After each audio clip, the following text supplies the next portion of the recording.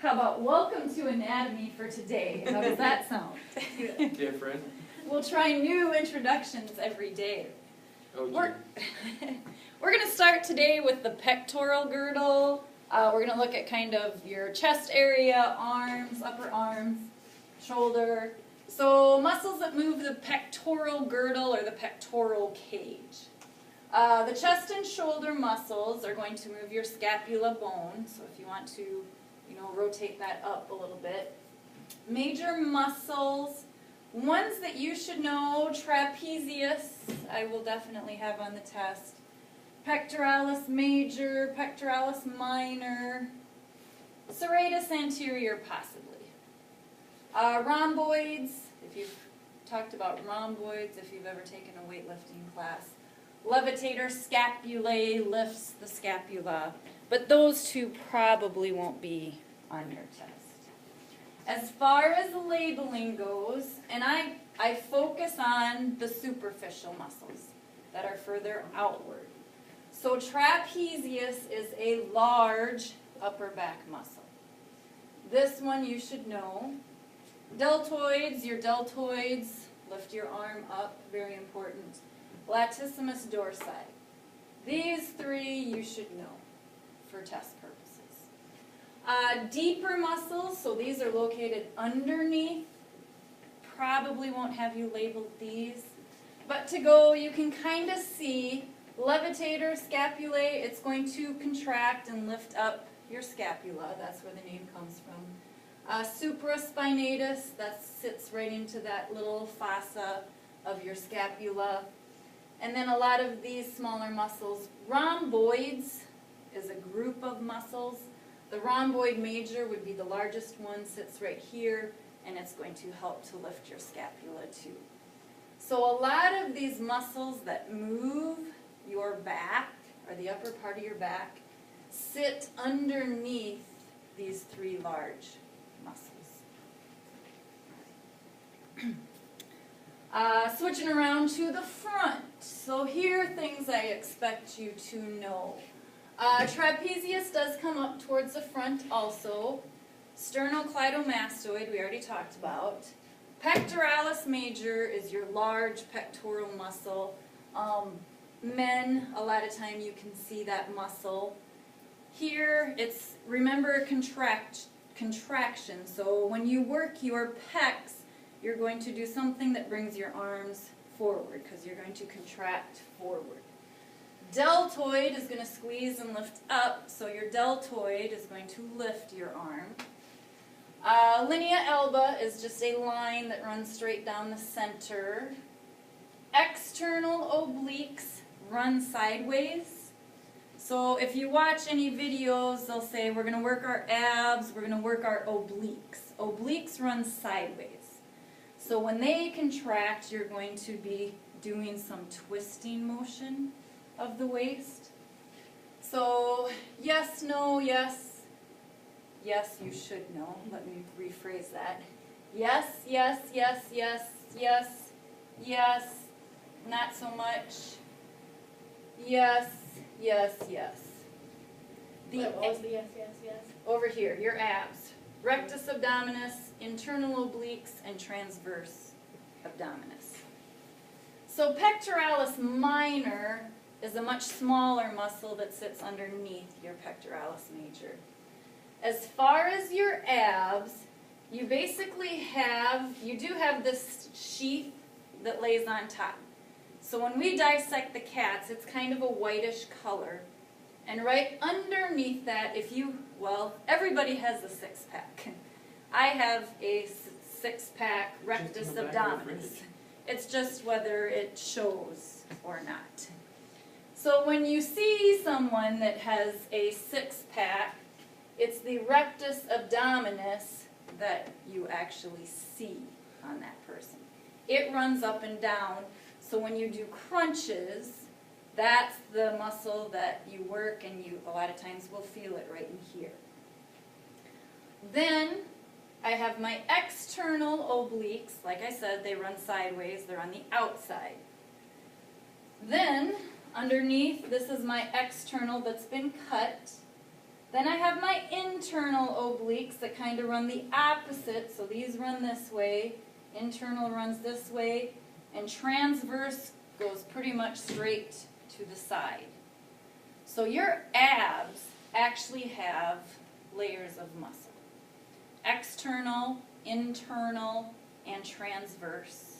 And then your rectus abdominis is what runs up and down. So if you do a good ab workout, you need to go up and down, and you need to do some sideways also.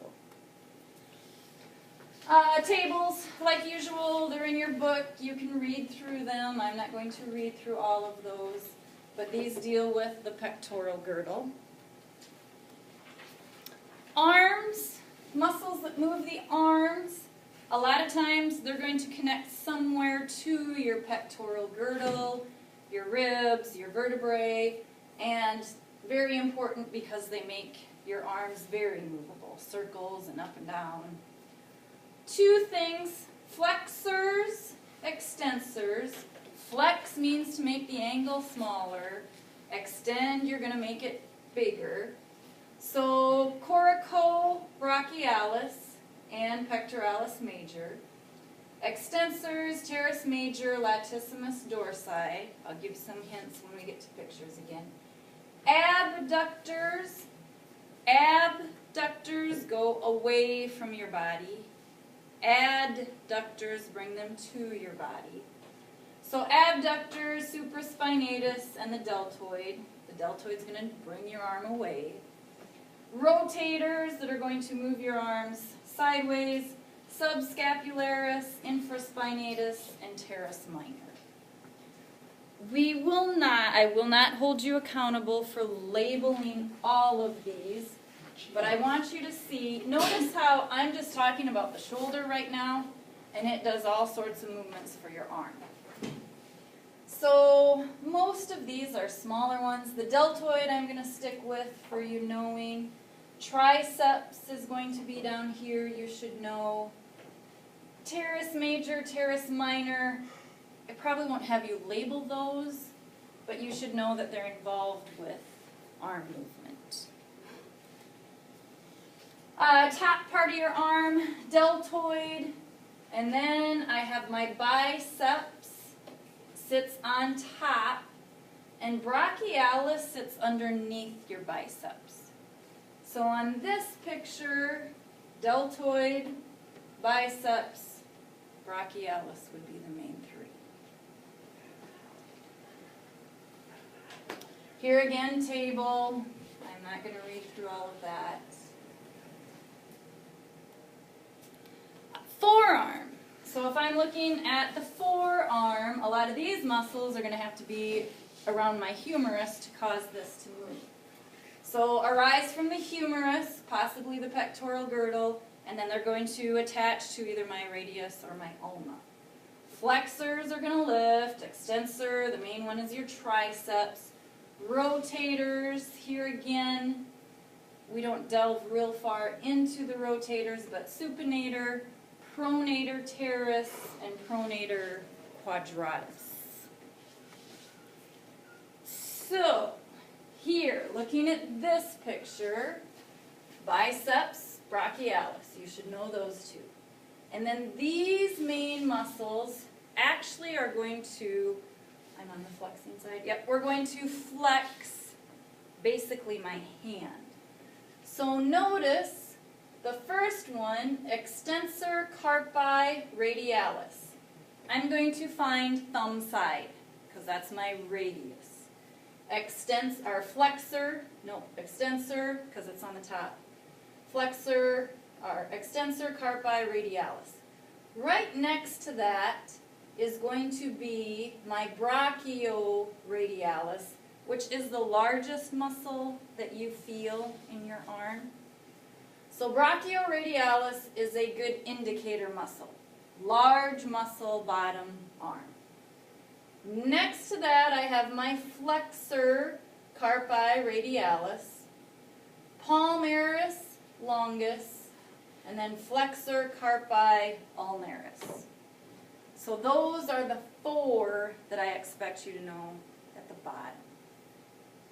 So brachioradialis first, flexor radialis, radial side, palmaris longus is in the middle, and then flexor carpi ulnaris is on the ulnar side. And those, I know that these are going to be on the bottom part of my arm because they flex. So if it's on this side, I'm going to find my flexors. Opposite side, then, I'm going to extend my fingers. Here, I'm going to, so I have my hand like this, a larger muscle towards the top, and this is my pinky side. So I have my flexor carpi ulnaris, my extensor carpi ulnaris, and then this is kind of broken up. You have your extensor carpi radialis longus, which means it's a long muscle. Extensor carpi radialis brevis is a shorter muscle. And extensor digitorum is the middle one, and it extends my digits. So notice how your extensor digitorum comes down and has all these separate tendons that are going to go down into your hand and fingers. So, extensor side, extensor carpi ulnaris for sure. Extensor digitorum for sure. And then probably just the larger the extensor carpi radii longus. And there's the table that goes with those. And I will stop there for right now.